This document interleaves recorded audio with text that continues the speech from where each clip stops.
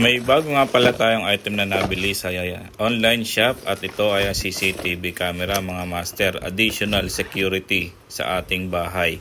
At yung una nating nabili ay makikita nyo sa separate video, pero itong nabili ko ay B380 Pro pa rin.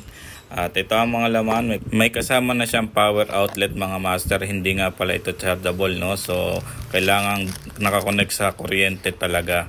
At syempre ang tornilyo at ito yung kahon niya.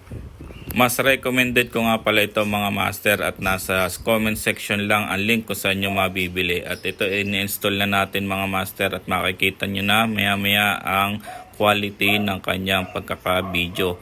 At in-record ko nga ito para matesting na rin. At ito na mga master, tinesting na natin, at kung makikita nyo ay malinaw ang kanyang pagkaka-video, no? At ang kagandahan nito mga master, kahit nasa ibang lugar ka ay pwede mo ma-access or ma-view ang camera na ito sa pamamagitan ng data, at kailangan mo lang mai-connect ito sa wifi mga master.